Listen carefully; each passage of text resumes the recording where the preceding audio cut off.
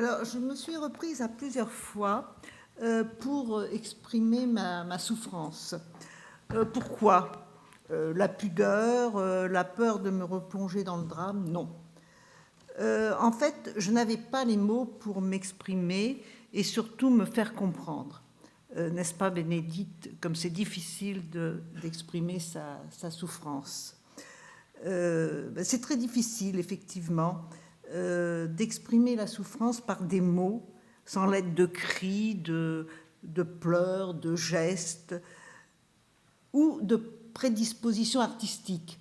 En vous disant cela, je repense aux Pietà des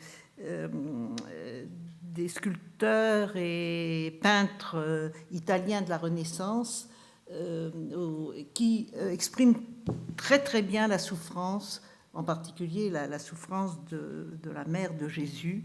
Mais les mots n'ont pas d'impact. Enfin, c'est difficile d'exprimer sa souffrance. Bon, la mienne, j'ai quand même essayé. La mienne a été différente selon les étapes de la maladie de Pierre, mon mari. Cette maladie a été très rapide, 4 ans. Donc, première étape, souffrance insupportable. Deuxième étape, souffrance acceptée. Troisième étape, souffrance acceptée mais tourmentée quand même. Les 6 premiers mois après le diagnostic ont été épouvantables. J'avais ce que les jeunes appellent la rage. Murée dans ma colère, j'étais incapable de raisonner, incapable d'exprimer un sentiment autre que celui de la révolte. J'en voulais à la terre entière et plus particulièrement aux médecins, mais également à Pierre, que j'accusais d'avoir succombé à cette maladie. Et quelle maladie! Lui, brillant universitaire, rationnel, attentif aux autres, pilier de la famille et que j'aimais. Il y avait non seulement l'annonce du diagnostic, mais en même temps et très vite des manifestations de la maladie auxquelles je n'étais absolument pas préparée. Parmi celles-ci, des fugues et des hallucinations. Fugue à 3 heures du matin, il partait à la Sorbonne pour retrouver son lieu de travail avec 2 gros porte-documents, et hallucinations au cours desquelles il y avait 2 femmes dans la maison, une méchante qui était à l'étage, qui l'empêchait de fuguer, de faire ce qu'il avait envie de faire, et puis la gentille qui lui préparait ses repas et qu'il semblait reconnaître. Mais ces hallucinations m'ont beaucoup troublée. Je me trouvais subitement devant des situations inconnues, irrationnelles, que je devais assumer le moins mal possible, mais de façon très empirique. Et surtout, j'avais perdu mon compagnon, mon complice, dont la présence m'était indispensable et avec lequel tout était partagé, loisirs, vacances, décisions, même les plus anodines.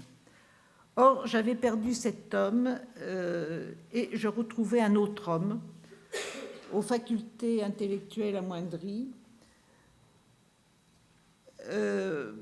désormais incapable de se prendre en charge, d'organiser quoi que ce soit,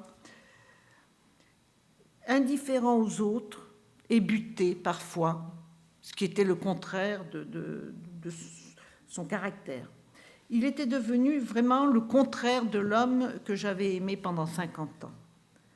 Et je ne voulais plus de cet homme. Un jour, poussé à bout par ses divagations, je lui ai même dit que je voulais divorcer. Donc, en perdant cet homme, j'avais aussi perdu tout mon petit monde, tout mon environnement, une partie de ma vie. Un monde construit à 2 s'écroulait. Plus de vacances en Sardaigne, fini les repas entre amis, fini les sorties, le théâtre, les musées et tout ce qui pouvait faire notre vie de retraité. Dans le même temps, je devais être vigilante 24 heures sur 24, de jour comme de nuit. Préparer ses repas, ses vêtements, ses rendez-vous médicaux, ses loisirs, ses promenades, l'empêcher de conduire et de fuguer. L'accompagner partout et assumer désormais seule l'organisation de la vie familiale. Je n'avais plus de vie personnelle, je ne pouvais plus lire, je ne pouvais plus regarder un film, même à la télévision. Un jour, j'ai voulu regarder un film et pendant ce temps-là, il est parti tout seul à mon insu et j'ai parcouru pendant 3 heures tout le quartier dans l'angoisse.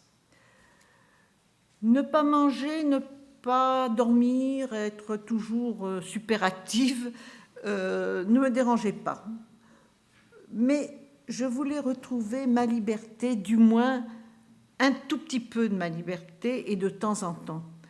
Je ne vivais plus par moi-même, je ne vivais que par Pierre et pour Pierre. Sauvegarder son intégrité physique et m'occuper de lui était devenu ma seule et unique préoccupation. Je n'en pouvais plus. Heureusement, j'ai découvert quelques mois après le diagnostic que nous n'étions pas seuls, mes filles et moi, et qu'il y avait toute une communauté à avoir les mêmes problèmes, les mêmes souffrances que moi et qui pouvaient m'aider. J'ai appris petit à petit à connaître la maladie, à accepter Pierre tel qu'il était devenu, à communiquer autrement avec lui que par des mots. J'ai découvert aussi qu'il avait conservé une forme d'affectivité. Et j'ai de nouveau pu aimer cet homme, différent de celui que j'avais aimé pendant 50 ans, mais j'ai de nouveau aimé cet homme et je l'ai aimé d'autant plus qu'il était devenu plus calme. Lui aussi avait perdu une partie de son angoisse, comme moi. On était devenus plus calme et lui aussi. Et nous avons même pu retrouver quelques moments de complicité en écoutant de la musique, en regardant des reproductions d'œuvres d'art ou tout simplement en s'installant à la terrasse d'un café. Une nouvelle vie a pu s'organiser avec la maladie. Pierre allait à l'accueil de jour, moi j'étais un peu moins stressée. Mais paradoxalement, retrouver un être doux, calme, aimant, attaché à moi et à ses filles, n'a pas apaisé ma souffrance, moins violente, mais plus lucide. Il ne s'exprimait plus beaucoup, il s'assoupissait souvent, ne prenait plus d'intérêt pour les activités qu'il appréciait jusqu'alors. Il avait des difficultés donc à s'exprimer, à se déplacer et devenait légèrement incontinent. Comme il ne pouvait plus se promener, je m'interdisais d'aller dans les endroits où nous avions été ensemble pour éviter encore plus de tristesse et de regret.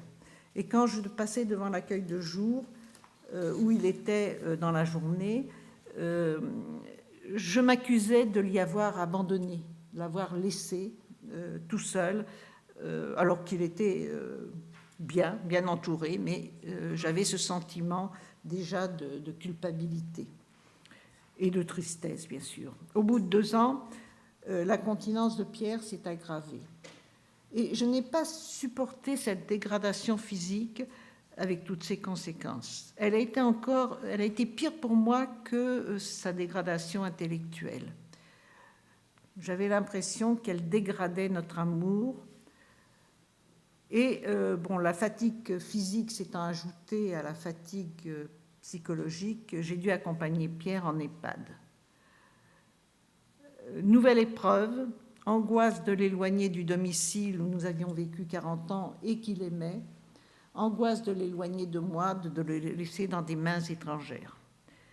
Mais apparemment, tout s'est bien passé pour lui, donc pour moi, jusqu'au jour où il a été placé en fauteuil roulant. Ça, il ne l'a pas supporté. Il s'agrippait à moi comme à une bouée de sauvetage avant de se noyer. J'ai compris qu'il ne voulait plus vivre. Et ça n'a pas tardé. Depuis, mes souffrances ont fait place à la tristesse et à la culpabilité. Culpabilité de ne pas avoir compris dès le début de la maladie de Pierre qu'il souffrait et que ses souffrances non exprimées par des mots étaient encore plus intenses que les miennes et qu'il continuait à avoir des sensations, des émotions, à aimer en dépit des manifestations contraires dues à la maladie. culpabilité de l'avoir abandonné en EHPAD, tout en admettant que c'était peut-être la moins mauvaise solution, du moins pour moi. Mais il y a aussi une vie après. Cette souffrance m'a ouvert de nouveaux chemins que je n'aurais pas pris sans cette maladie. J'ai fait en sorte de transformer cette souffrance en quelque chose d'utile. Mon engagement auprès de France Alzheimer n'est pas destiné à m'occuper, je n'en avais pas besoin, mais à transmettre mon expérience et à aider à mon tour. Et cela continue à m'enrichir et à me faire vivre. Alors maintenant, je vais vous dire, ma fille n'a pas pu venir puisqu'elle a des obligations professionnelles.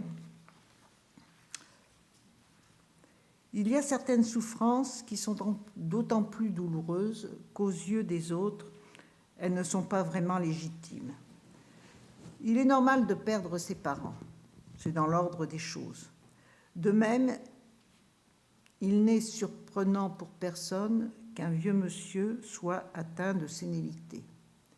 Au début de la maladie de papa, c'est comme ça que j'ai raisonné. Et j'ai pris sur moi.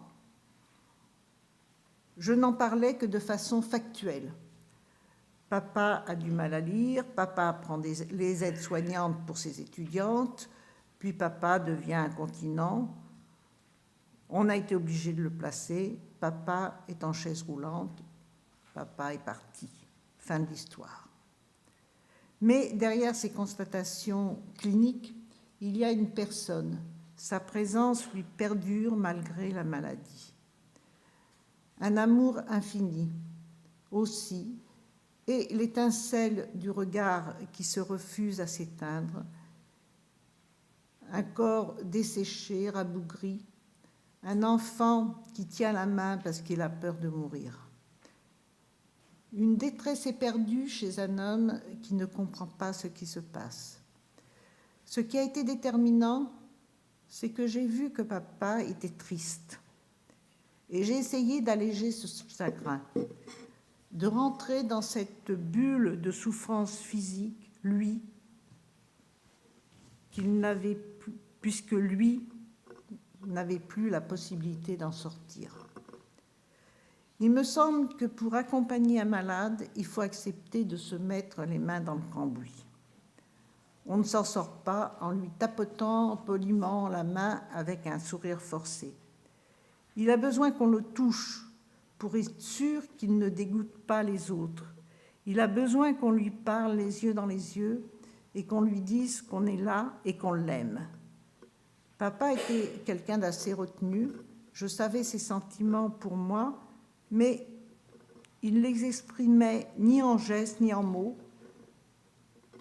Jamais auparavant, je n'aurais eu l'idée de caresser son crâne chauve, de masser ses pieds ou de garder une heure sa main dans la mienne en regardant Derrick. De le taquiner aussi et de jouer avec lui, parce que la légèreté est ce qu'il y a de plus important dans ces moments où une personne traverse l'épreuve la plus angoissante de sa vie. La maladie nous a forcés à inventer une nouvelle relation, moins protocolaire, plus simple, faite de regards, de sourires et de contacts, de mots tombant parfois dans un puits sans fond. Une relation peut-être plus intense aussi, mais bouleversante. Si on me demande comment ça s'est passé pour moi, comment j'ai vécu la fin de vie de papa, je dirais que devant sa détresse, j'ai balayé tous mes a priori. J'ai retiré la carapace qu'on se construit au fil de la vie, mais j'ai pris le risque d'avoir mal. J'ai aussi pris le risque de faire des choses et de dire des mots qui ne servent à rien parce qu'on ne sait jamais quand le malade est réellement présent. Maintenant, c'est fini. Et au début, je pensais avoir surmonté l'épreuve parce que j'avais l'impression d'avoir fait tout ce que j'ai pu. En réalité, j'en sors toujours KO et toujours endolori.